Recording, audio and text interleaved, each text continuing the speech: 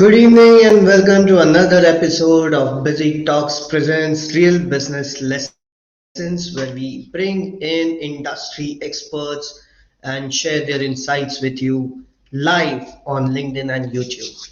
Guys, so today we are going to talk about a very important skill that we as startup founders should learn, which is sales. Now, you as a startup founder might think, I'm a sales founder, I'm a startup founder, I'm a CEO, right? What should I do to learn the sales? Or why is sales important for me? I can hire people to sell for me, right?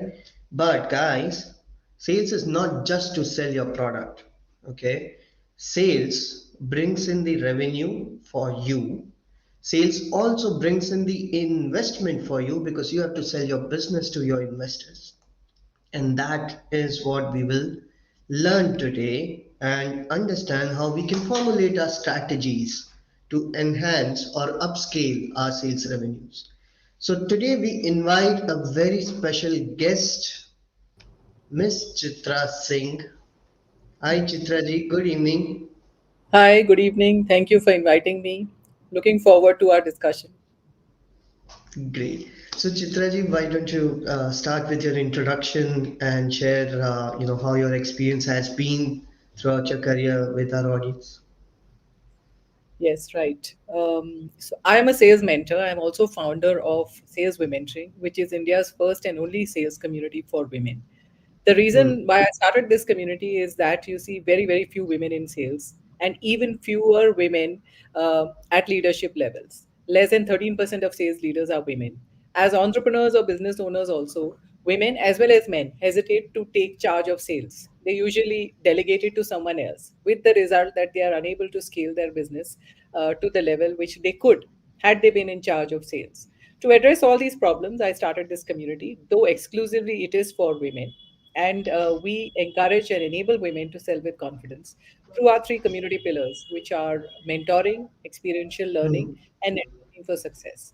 About myself, I have spent over 3 decades in banking sales in some of India's largest banks like Kotak and ICICI, and I've learned all the sales I know there, and that is what I'm here today to share with you my experience in selling and why I love sales so much and why everybody must love and be a seller in order to grow their business and in order to scale their business effectively. Okay, so Chitraji, I'm going to start with a very basic question. Okay, what it takes to be a great sales manager? Right. So, first we'll talk about what it takes to be a great sales manager, and then we'll talk about what founders must do because I do understand that your audience is more founder focused. As a Yes. salesperson, I think the most important thing is to believe in your product, believe in yourself, and believe in your company because that self belief then translates into authenticity and confidence in your sales conversations. And that is finally what is transferred to your customer. So, the most important thing is self belief and confidence, which you then transfer to the customer. If the salesperson himself or herself is not confident about their company or its products and the value that they are offering, it is impossible to do that. And it is impossible to dispel the doubts of the customer because my definition of sales is all about transfer of confidence from the seller to the buyer Mhm. so that the buyer's belief in your product is stronger than their doubts, and that's when they will buy. Okay, so confidence is the key. Right. For founders Okay. is the second part of your question, right, which you Hmm. had Hmm. um, which we had mentioned a little while ago. For founders, the Right. most important part is that most of the founders make this mistake. They focus on R&D, they focus on the product itself, and they believe that once they have Yes. great product, it will sell itself, or people will come rushing in and buy the product. But it is not true, right? We Hmm. have to put ourselves out there in the market, and we have to so-called dirty our hands and go out there and sell. Because as founders, even I run a community. So, as a founder of that community, I should be the biggest ambassador, the biggest promoter, and the biggest cheerleader for my product or service. If I cannot sell, then I cannot inspire my team to sell. So, the first thing or the first advice I would say is go out there, meet as many customers as possible, sell your product, take feedback, Be willing to make tweaks in your product and pivot your model based on customer response and feedback, because what you think is a Hmm. great product may not ultimately be relevant or important or what matters to your customer. So when you go out there and sell, Hmm. you will get feedback which will enable you to make improvements and tweaks in your product. Ultimately, you will have a product which is uniquely positioned to meet your customers' requirements. So focus on R&D, focus on product. Of course, get a great product out, but it's more important for you to go out there, meet your customers and sell. Interesting. So now my other question to you is it only for the founder or the sales should be mandatory for the co-founders as well? For all of us. Ultimately, I believe that everyone, right from the security guard of your building Hmm. to the lady at the reception to even the person who is serving tea, all are ambassadors of your brand and your product. And there should be a True. consistency of brand messaging across. So if you see Starbucks, everyone is trained, right from the security guard to the format of their cafes to the people inside their uniform, everything is consistent and it echoes and embodies Hmm. the brand Hmm. message. And similarly, every single person in a company is an ambassador for the company. You are the face of the company, right? If today I'm coming and giving you my visiting card and saying I'm from XYZ bank or I'm from XYZ company, all the customer can see is me, and that's Hmm. how he or she forms an impression about the company. They cannot see the management, they cannot see the CEO. So whoever is facing the customer, be it a security guard, be it a person on the phone who is an inside sales rep, or be it a salesperson or the CEO or founder herself or himself, everybody is the face and the ambassador of the company when they are in front of the customer, and they need to sell effectively, and they need to know how they are different from everybody else in the market, because that's what ultimately a customer is looking for. Of course, there are some very, very brilliant ideas like say Tesla and etc. But Hmm. every idea is not that unique. Yes, you may solve the same problem in a unique way or in a Hmm. different way, but that Right. uniqueness or your unique value proposition has to be brought out, and that messaging has to be consistent across channels, across your customer touch points, and across your sales team, employees, right from the founder till the end. So communication has to be consistent right from the top, and the Hmm. voice of the senior management has to echo down the line so that the last person in the chain is talking the same language and sending the same message as the CEO or founder. Right. Right. So Chitraji, I'll bring you to a discussion point that many of the startup founders, mostly the startup founders, are bootstrapped. So they have Right. very limited resources to optimize their sales team or optimize, their sales resources. So how can they optimize their resources to build a lean but very, very effective sales machine? Right. So one thing I already talked about, that is the founder herself or himself should be the seller. Hmm. Once Yeah. you do that, you're automatically optimizing it, and you're not hiring a very costly resource from outside, because as you know, salespeople, good salespeople, earn a lot of money, and they also earn a lot in terms of commissions. And therefore, Hmm. initially doing the selling yourself, I'm not saying all the time, but having a very small and lean and mean team is important. Second, you could look at freelancers, you could look at business development specialists, you could also look at hiring part time. For example, you have fractional sales heads, just like you have fractional Okay. who work part time. They will give you 1 or 2 days or a few hours in a week. They will set the strategy, the direction, and the roadmap. They will train your team.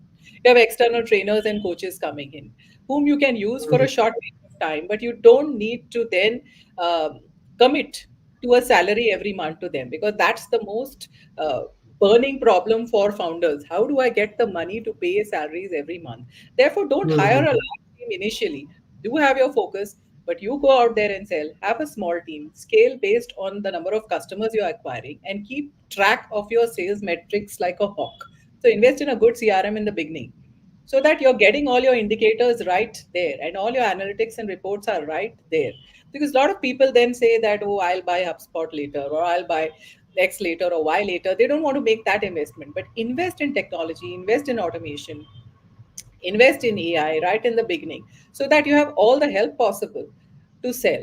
And of course, in Hmm. part-time resources, because human beings can never entirely be replaced by AI or automation. We do need humans, but then the number of people you need is lesser. Okay, so I'll just again stretch upon this topic which you brought about investing in the tech, right? And Right. nowadays there are multiple softwares available. There are some free tools available. There are some paid tools available as well. Um, how important it is for us to identify which tool would work for us at the initial stage, or should we randomly go ahead with a free tool and save money, and later on then upgrade ourselves which with a system which is more relevant to us. Right. So, like I said, we need to invest in a good CRM because if we don't Okay. know how we are doing, we cannot Hmm. plan for the future. So, we have to understand and we have to track, and our decisions then are more informed because they are based on data which we are getting from the Hmm. CRM. Otherwise, we're taking decisions blindly as founders. Ki probably this will work, or probably this is the reason. But when you have a good CRM, so the first thing is that invest in the CRM because that will throw up data and insights and trends, which you can see geography wise, salesperson wise, how much revenue, and so on. So there are leading and lagging indicators also, which you get, and Understood. through which you can monitor what is happening in your pipeline with your leads and in your conversions. So the first thing is invest in good CRM. The second thing is that obviously that we need to use automation, which again a CRM can do in order to automate many of the repetitive tasks which a salesperson does. For example, proposals, follow up, keeping track of tasks, scheduling, follow up emails. All this can be taken over by the CRM. Now, everyone knows it's a fact that salespeople hardly spend 35% of their time selling. The rest of it is spent in administrative tasks and follow ups. Hmm. Yes, Hmm. if you use a good CRM and invest in it right from the beginning, you will actually increase productivity and efficiency because you can double the time your salesperson is spending on the field by taking over the manual and repetitive tasks which I already mentioned, including proposing and following up emails, scheduling in your calendar, reminders, and so on. So it prevents slippages, it prevents mistakes from happening, and it also saves doubles the productivity. So it is not really a cost. You must view it as an investment in tech, and automation has the ability to increase the productivity and efficiency, which ultimately gives you more ROI for your investment. Also, last thing I want to talk about is AI.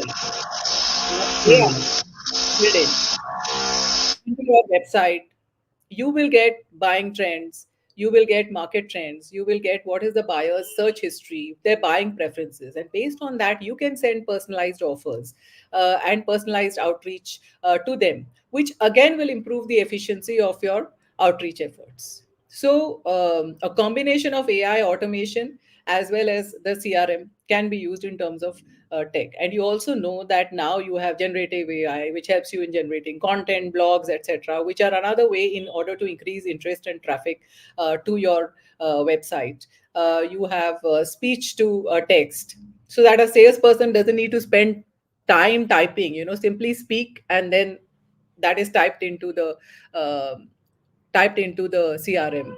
You have chatbots, which can actually guide the visitor, and chatbots can come later when your traffic improves, but initially I think basic tool set should be definitely a CRM, and definitely that helps in terms of automation as well as improving efficiency. Okay. So when you talk about automation, could you help us with some details as in what all processes of sales can be automated? Or rather, with your expertise, what should be automated and what should not be automated? See, a lot of research time is spent in research by a salesperson, right? Research, Yes. comparison, competitive Finding the analysis, customers' researching data. on the Yeah. customers themselves, researching on their industry, researching on their competitors, researching on my own competitor as a salesperson, making proposals, Hmm. generating even collateral, etc. Automated proposals can be done. So you have this, which will save you time. All these a good CRM can do. There are follow-ups which actually people note down in their diaries. Many times they forget to send emails to the customers, they forget follow-ups with the customers, they don't schedule appointments. All this can be done and taken over by the CRM. So these are processes which can definitely be done. Secondly, I told you in advanced CRMs, you won't even have the speech to text where you can talk, or with the tap of a phone, you can transfer information there. Secondly, in terms of automation, also a lot of the market trends, analysis, insights, which is again done by the BI team, and it is not very relevant or very recent. There's no real time analytics and insights flowing. So automation can help in providing these real time insights to understand market trends and buying preferences, even in terms of location of the customer, so that you can send out location specific, geography specific, personalized offers. So these are some of the tasks I think of, which where automation as well as tech will help in easing the entire sales journey. Okay, okay. So one of the point that you mentioned was about customer research, right? And however, finding the right audience can be a bit tricky. Right. So, what actionable tactics can startups or the founders use, or maybe the sales managers can use to pinpoint their ideal customers? Yes, so this is a question which many of my mentees come and ask me. That, see, we've just started the company, and you are telling me you make an ideal customer template, you make a persona, but I don't have any customer. So how do I know who is my ideal customer? And it's actually a very good question. So I tell them, look at your competitors' customers. Who is your closest competitor? Mm, First of all, define your competition, right? For example, I am selling cookies, right? But I will not define my competition very narrowly. Most people do a very narrow definition, that is, say they say my competition is all snacks, my competition is all biscuits and cookies. But actually your competition is not only biscuits and cookies, it is all snack foods, including healthy snacks, including popcorn, including cakes, and maybe mm, even dry foods. So all snack foods are your competition. Once you've defined your competition, look at who are their customers, who is buying their product, who is consuming their product, and based on that, you can make your ideal customer persona. And ICP can be made based on not only age, income, gender. These are the demographics which go into the ICP, but it also needs to be made at a psychographic level, which means that you need to make an attempt to understand what are the values, attitudes, beliefs, aspirations of our customer. I call that VABA. So both at a demographic level and a psychographic level, we should make an attempt. And yes, the second part of psychographic can only be done through meeting people, surveying them, and doing research. Obviously, you cannot do that by looking at your competition's customers or even stalking them, so called, on social media and trying to understand what their customers are buying and how they are responding to your competitors. That is possible only to the extent of understanding their demographics, and their likes and dislikes can come out even through social media. But to really do deep research, you need to do a survey, which would be the second path I would suggest. So first is understand your competition's customers, second is do surveys, and that should give you a clear picture of your customer, even going to the extent of having a name, and be as clear as possible in your ICP. For example, my ideal customer, I had a mentee coming to me. She's doing a clothing line for 1 to 10-year-old girls. So in this case, the consumer is the child, the wearer of the clothes is the child, but the decision maker is obviously the mother. So, and if the child is between 1 to 10, the mother is in the age group of 25 to 35. So, there itself, you had 25 to 35 having a disposable income of so and so, because the products are highly priced. And since the material is very soft and non-allergic, etc., then obviously there are people who are concerned about health, hygiene, and so on. So that is, their values are driven by, okay, extremely safe, not at all allergic, and so on. So there's a lot you can get into the ICP, even from secondary data, that is market data, competitive data, but also by doing your surveys. nice, interesting. So okay, so let's take a scenario where we have identified the ideal customer profile. Okay, Now, then comes the task of crafting the pitch. Okay. However, for a startup founder, pitch resonates only with investors, usually, Right, right? right, And they don't really care about what they are going to pitch to their customers. But I feel that there has to be a difference between pitching your investors and pitching your customers, because the right, pitch resonation with your investors and customers is very, very different, right? So right. what kind of can you suggest some common ideas of how to craft a pitch for customers? Yes, so the first thing is I have formulae for everything so that it enables people to recollect things. So there's a three W and three H formula.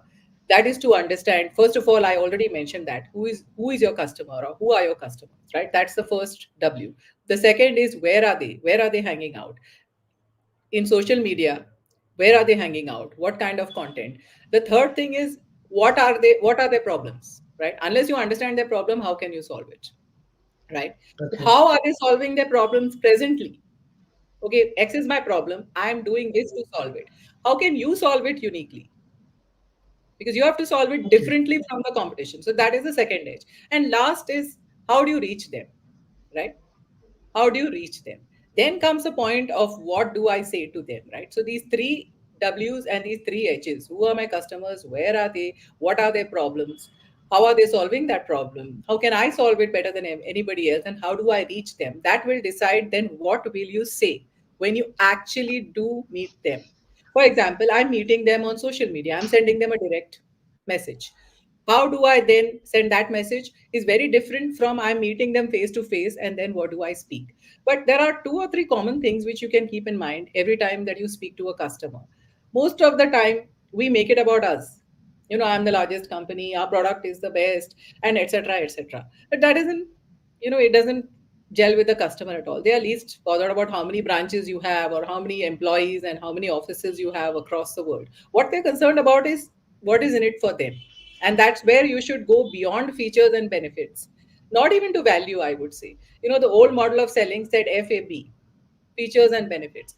We need to go beyond that now to features, benefits, value, and impact. So the new model is FBVI. So, of course, talk about features. Features are what is in your product. Benefit is what it can offer to the customer, what it can do. Value is you define value in terms of ROI or in terms of COI, which is if they don't buy your product, what is the cost of inaction?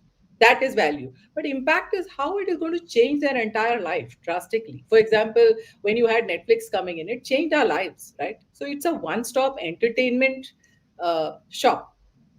It's a one-stop entertainment solution, whether it's movies, videos, etc., etc., etc. So they changed the whole outlook, right? And they realized that their competition was movie theaters, dramas, theaters, everything, TV, everything else, right? So they brought everything together in one platform, and that's called making an impact. And they changed the way audiences consume entertainment completely from going out to being at home.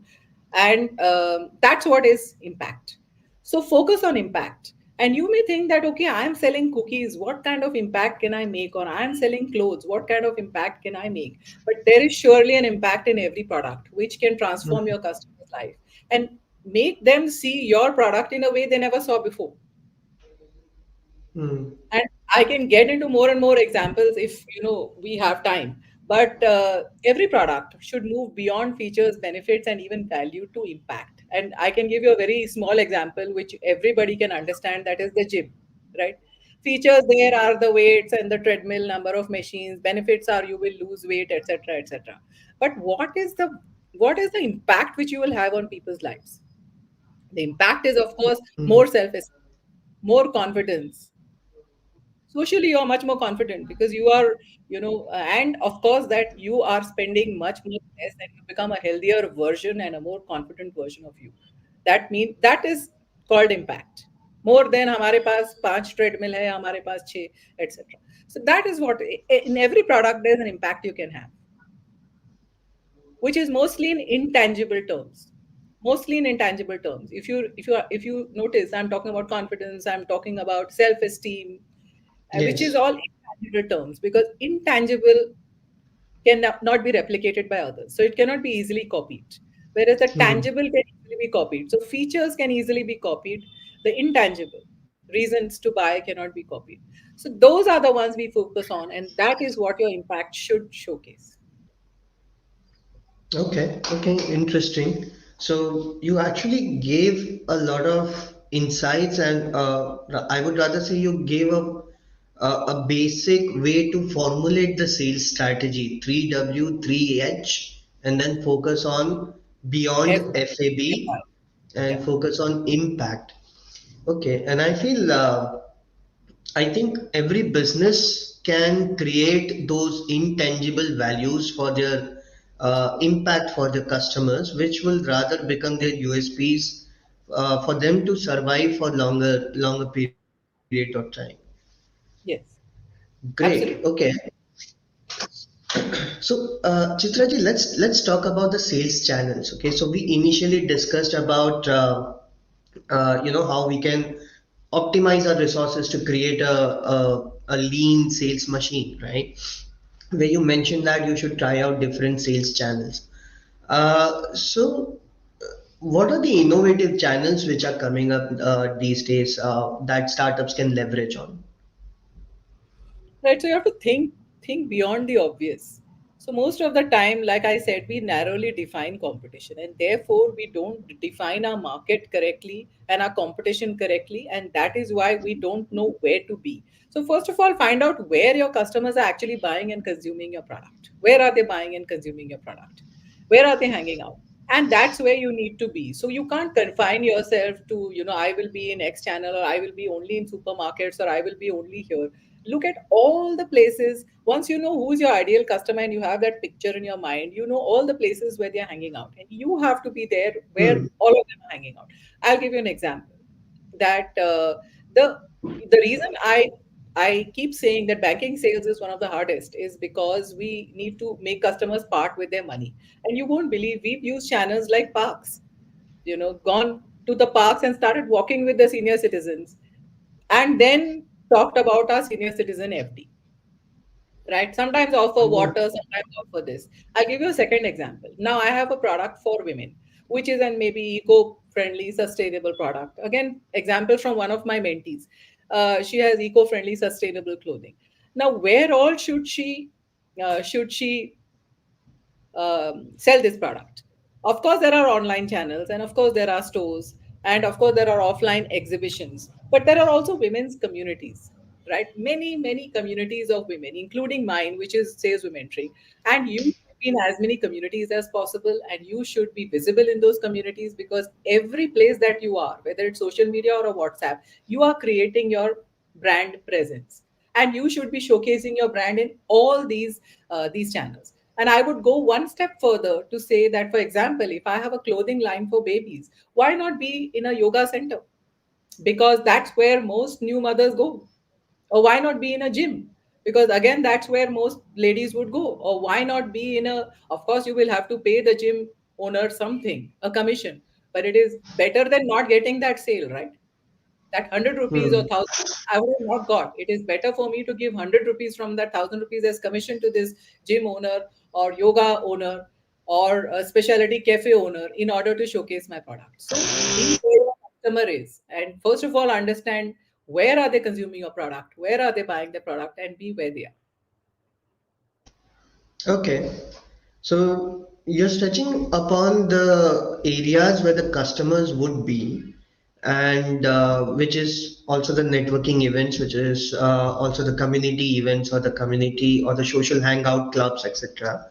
Are there any other such touch points where we can outsource the sales process to some third parties, maybe like affiliate sales or something?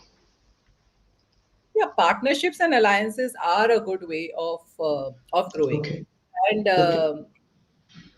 actually collaborating with a complementary product, right? Hmm. Rather than a competitive product. So there could be a Hmm. competitive, there could be a collaborative effort you could do with a complementary product. For example, the cookies person could do it with somebody else with who is offering dry fruits, a dry fruit store. Hmm. right? Because people who go to a dry fruit store would generally be interested in healthy eating and healthy snacks. So you offer Okay. your millet-based cookies or organic cookies in such stores. So Mm, these kind of mm, partnerships, which are collaborative and non-competitive products, do work. And where it comes to deep tech or highly complex products, there there is no escaping from the demo. There is no escaping from meeting customers face to face in uh, conclaves and exhibitions and summits and so on. Being present in all the NASCOM and all those other events is a must for all those. And there are so many startup founders events happening, both online as well as offline. There are startups forums, there are startup mentoring programs. There are so many mentors who can get you in touch with other startup initiatives. For example, there are organizations which help women like CWE and so on.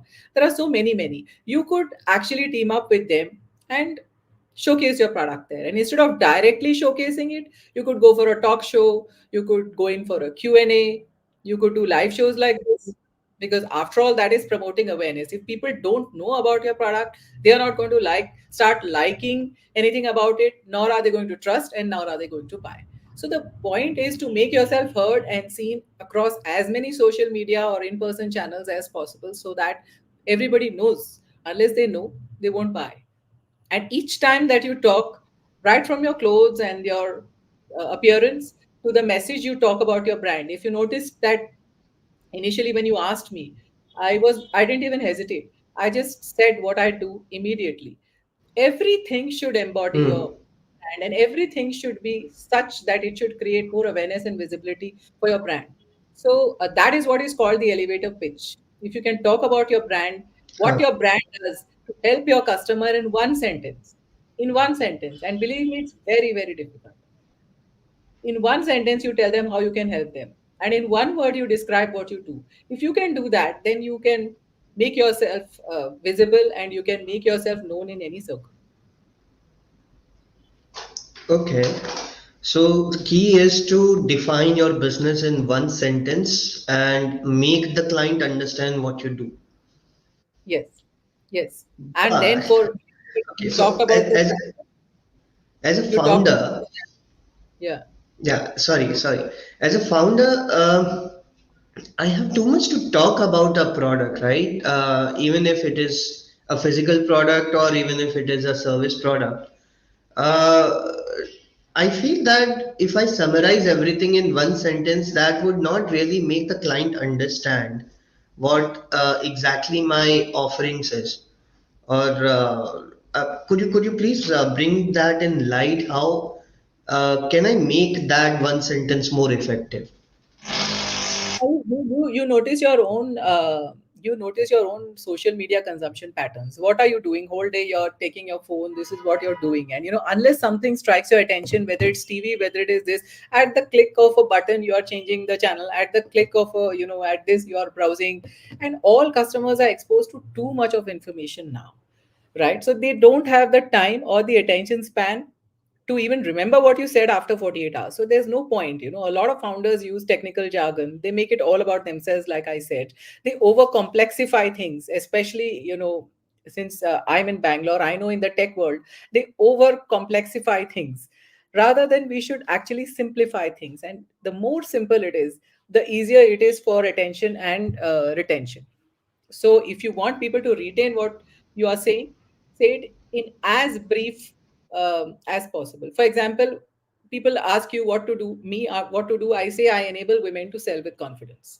In one sentence, it tells exactly what I'm doing. If they probe further, how do you do it? Then I say yes. We have three community pillars: mentoring, etc., etc. Then I go into description. What do you do? I am a sales mentor. That's it.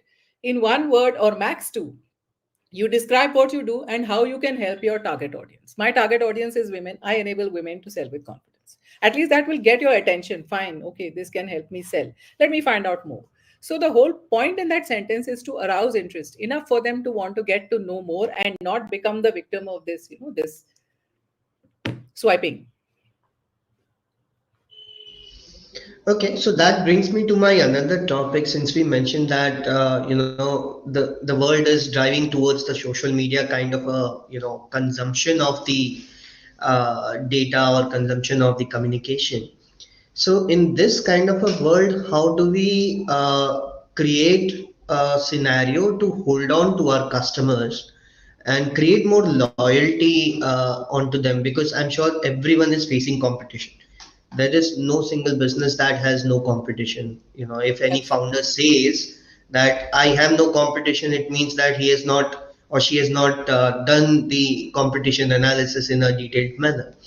So with Absolutely. this, there are too many competition talking about a similar product, a similar offering, a similar service. How do we ensure that we create a kind of a loyalty in the minds of our customer and bring about that stickiness to drive our business in a better manner? One thing I had already mentioned, right, that we need to be consistent in our brand voice and Hmm. messaging.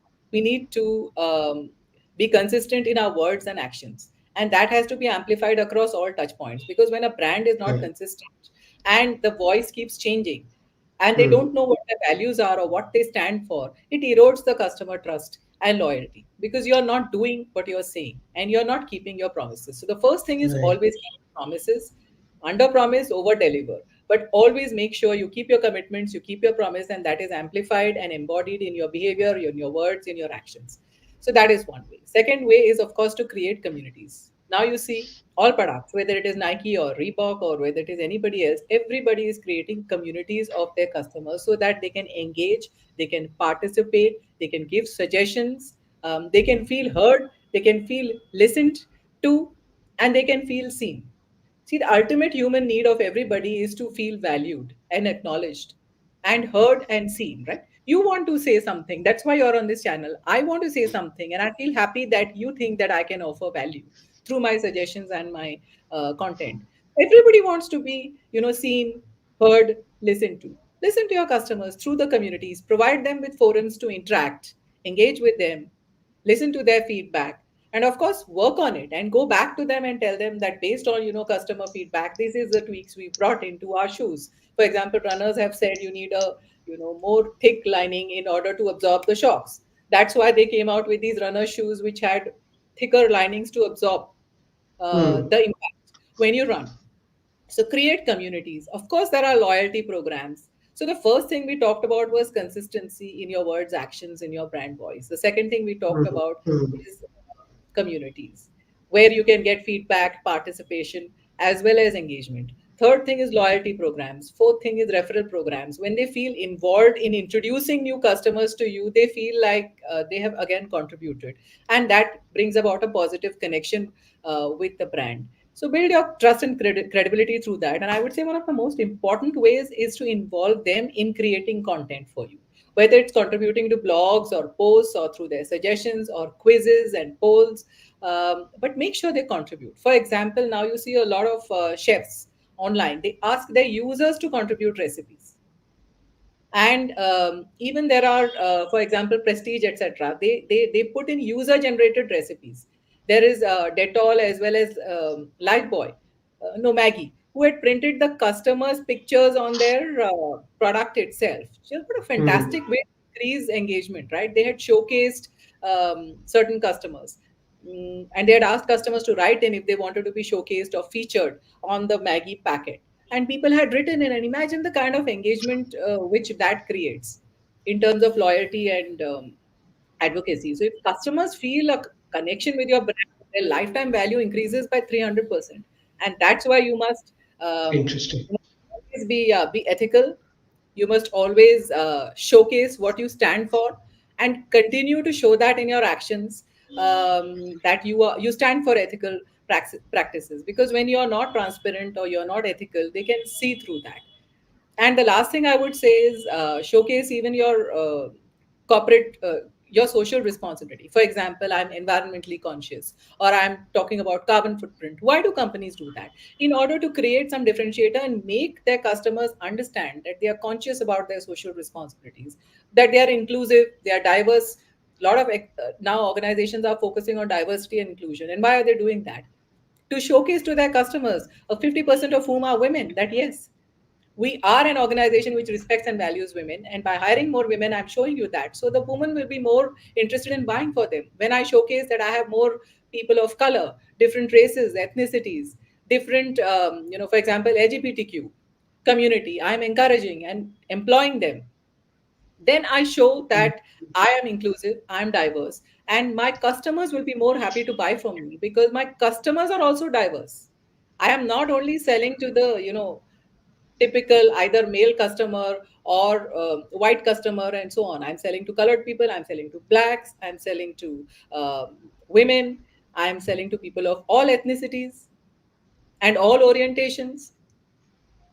So when I showcase that, obviously the customer loyalty and connection improves. And what I talked about, connection, when you feel a connection, then your lifetime value increases because you keep on coming. And this was more, long term. But in the short term, I would say have subscription models, right? Subscription models increase repeat purchases. They bring you recurring revenue. But most importantly, they increase customer loyalty Hmm. because you are now kind of tied in or bound. Of course you have to ensure product quality, delivery, and so on, otherwise the customer will attrite and get very irritated and want to cancel the subscription. But subscription models are a good way to increase revenue as well as customer loyalty. Hmm. Hmm.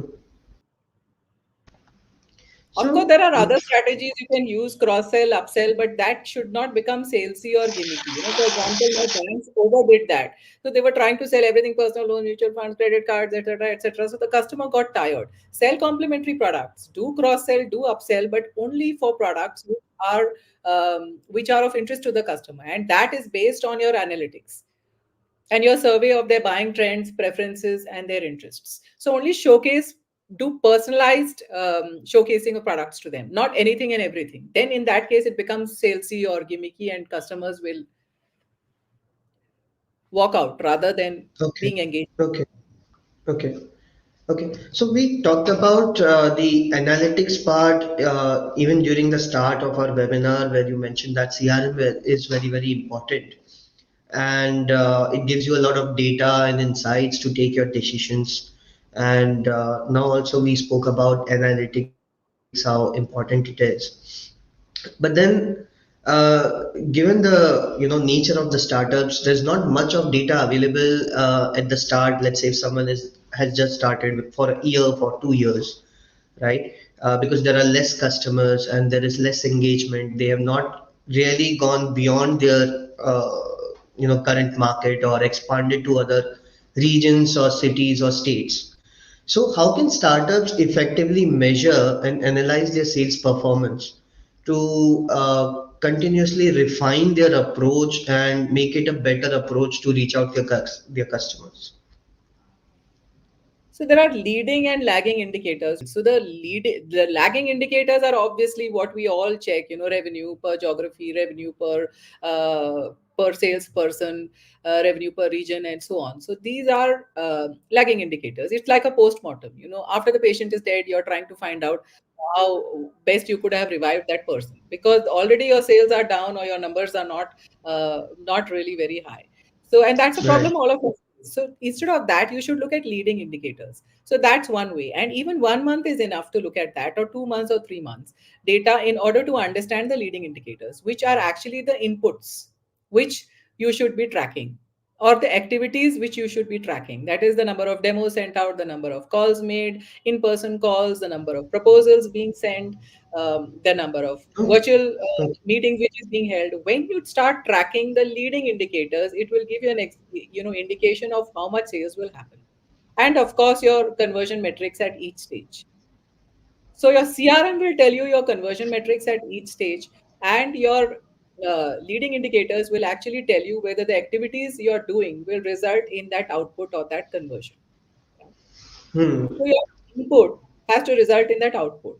And if your input is not right or not enough, I'm not making enough calls, then your output also will not be as per your estimates. or forecast. So these can Okay, easily so be. how do we come to a formula? What kind of input do I have to get to achieve an X output? If you can give me an example on that.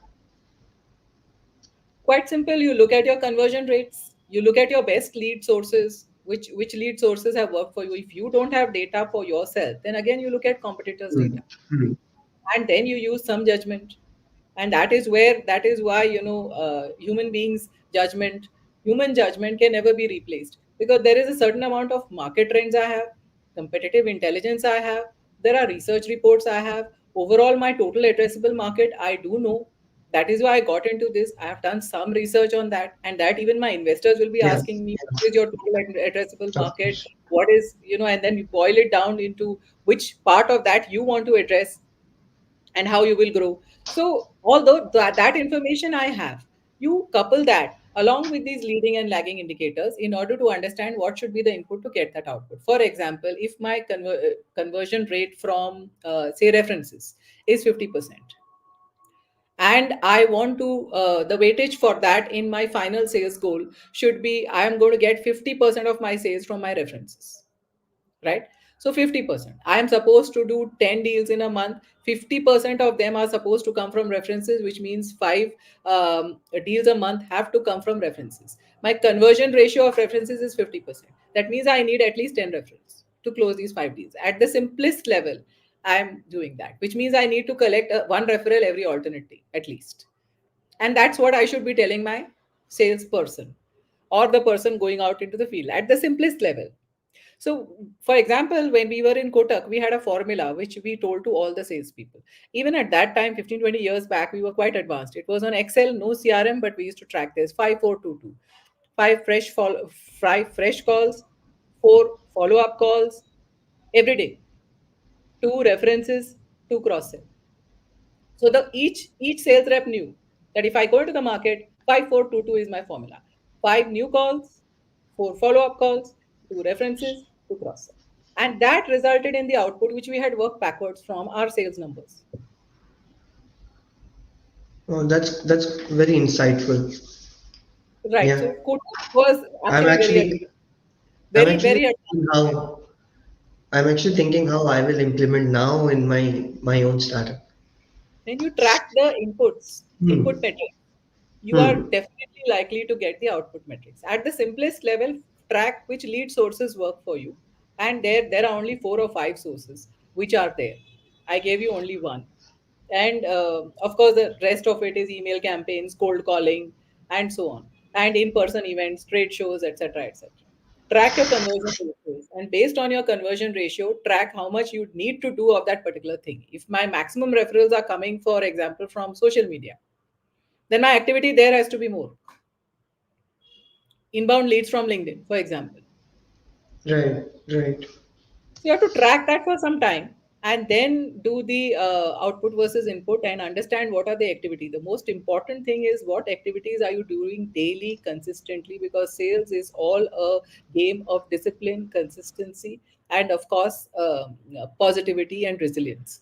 Because you have to come back again and again after you rebound from failure, again and again, and go into the field and show up again and meet another customer and maybe hear a no again.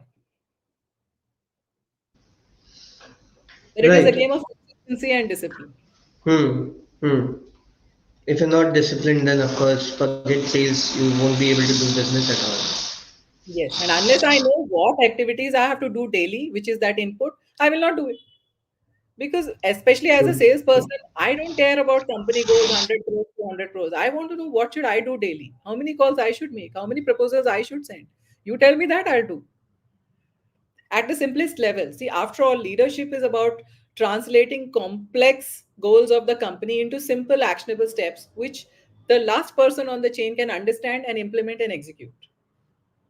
That's what leadership is about. Right. Right. So, ma'am, let's talk about the future of sales. Okay, we are in the year 2024 now, and many people have heard about AI. They are listening about how AI is shaping up the future, Right. And startup founders are rather happy that most of their tasks are getting automated with AI. But on the contrary, the sales professionals are getting worried about their job roles, that AI might replace their job roles. So you think that that's going to be the future? The AI will take away the sales jobs? No, not at all. Not at all. I don't think so. Because every sales deal and conversation not only involves decisions based on analytics or data, but it also involves human judgment, which we talked about right in the beginning, right? Yes.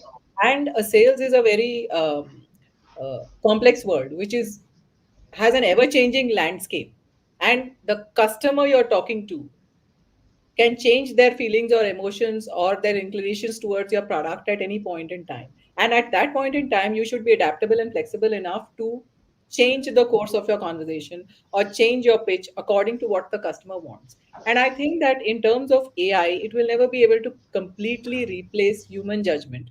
It will never be able to completely replace, it will never be able to, not completely, it will not be able to replace human judgment. It will not be able to replace empathy. It will not be able to replace the human connection. That's why you and I are talking today. We didn't record this and just put it off somewhere. It will not be able to replace adaptability and flexibility which a human being brings to this Hmm. conversation.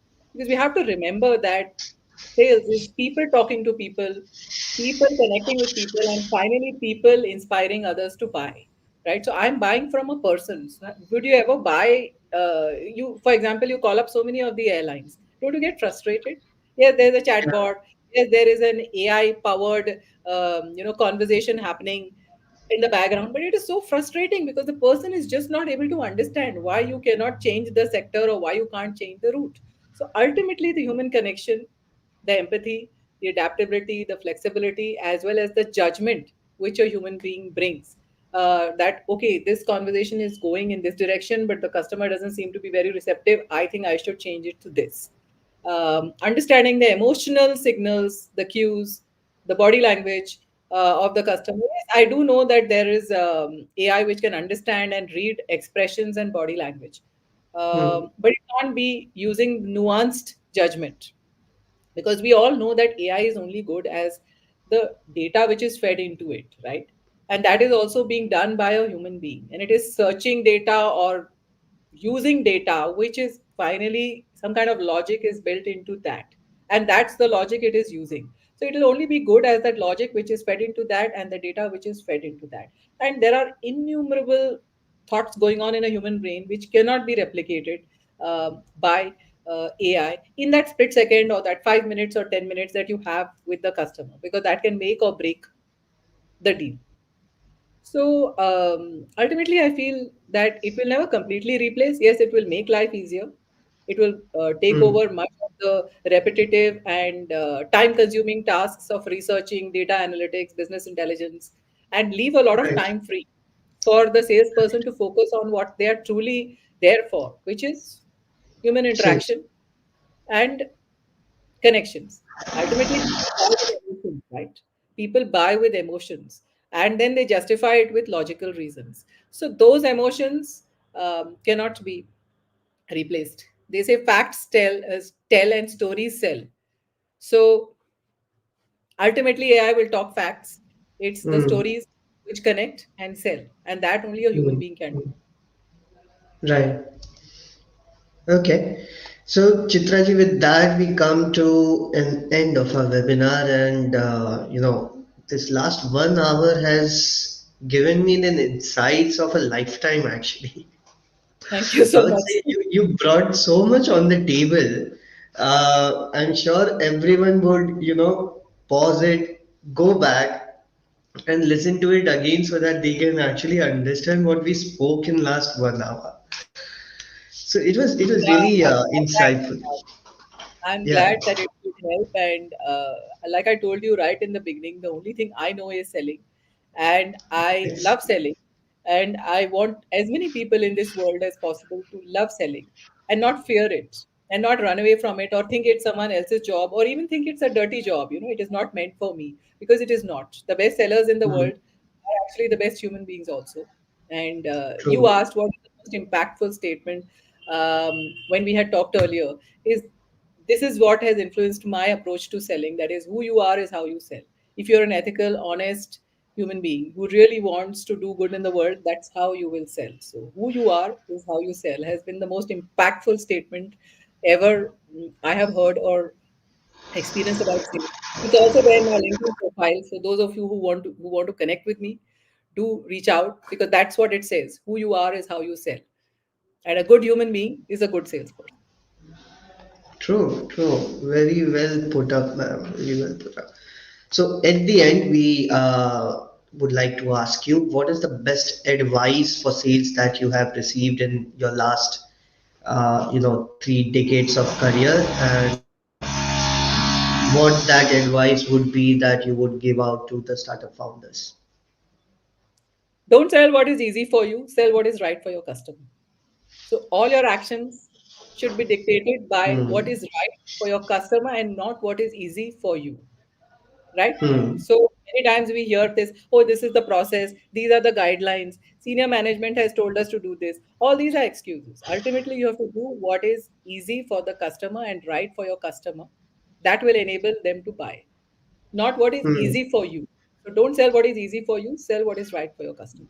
That I think is another thing which has really made That's a deep impact. actually it's a very big learning for the large corporates also, I feel, because they have to then Exactly. modify their entire process to Absolutely. suit out the requirement for the customers.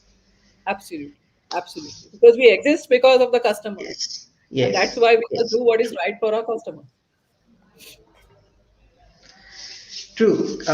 Great, Chitraji. Thank you so much for joining us this evening, and it was really, really proud moment for me to share the screen with you. And I wish, and I definitely hope that you would join us for some of the next sessions as well.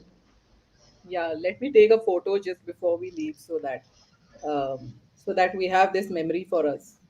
Yeah, sure. Yeah, so let me do that. Yes. Nice. Because LinkedIn Lives don't have the video later, right? So No, maybe they you do. have. They do.